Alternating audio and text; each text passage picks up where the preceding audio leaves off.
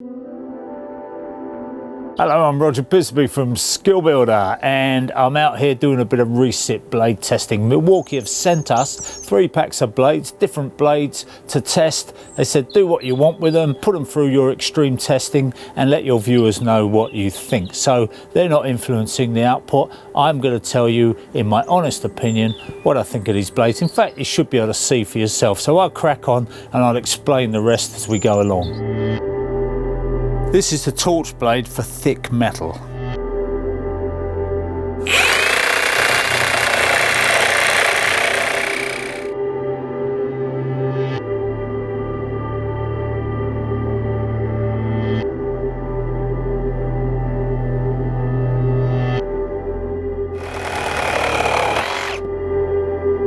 You can see the amount of wear on the blade there.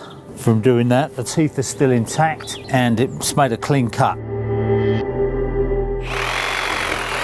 So this is my next test. This is a bit of iron water main. I think it must be cast iron. It's got the sockets. It's a real Victorian piece of art, really. Normally going through cast iron and things like that, then normally what you would do is you would go through without any cutting oil.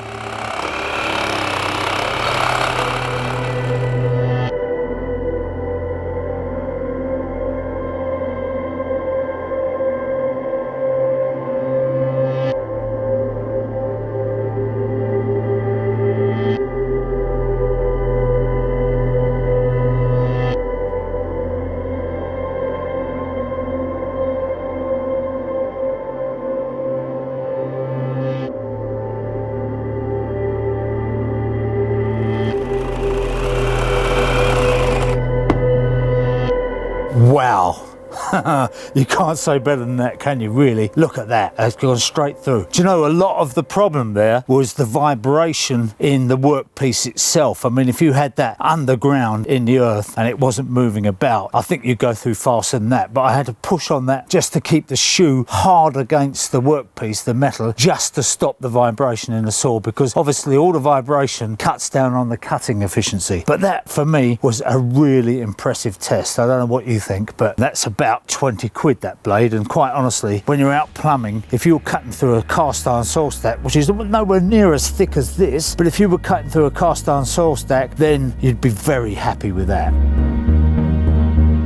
I'm just going to try a bit of thick 4mm box section after that cast iron stack. Shouldn't cause any problem at all.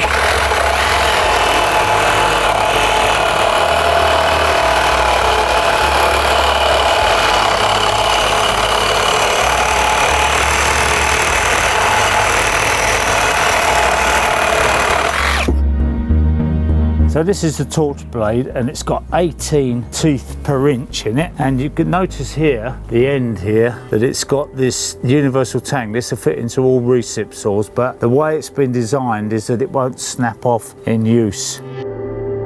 Okay, let's give it a go now.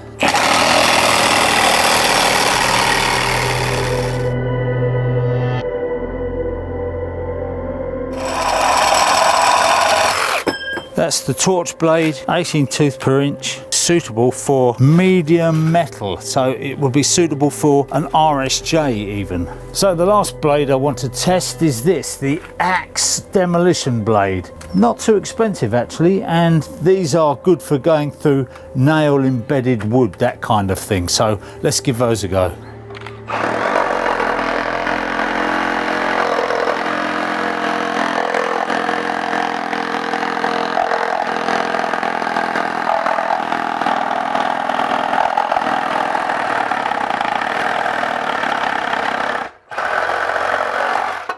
Well, I didn't expect that. Look at that, straight through, no messing.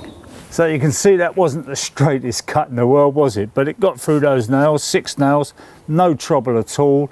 And it proved the point, really. I would just say that if you're trying to cut through metal, then you're much better off getting a dedicated metal blade than you are trying to use a demolition blade for it, because the teeth geometry, the way it's designed, means that if the nail is embedded or a screw is embedded in wood, the wood kind of guides the blade through and stops it going through too fast. It keeps it even. But if you try just to cut the metal on its own, then you'll find that the teeth are a little bit coarse for that, and they'll start jumping and snagging about. They will do it, but you'll just trash the blade a bit faster. So if you want to get the best out of your blades, use the right blade for the job. And of course, in Milwaukee Recip saw blades, they've got a nice range now, so they're really going places. I'm Roger Bisbee. I hope you found that interesting and useful.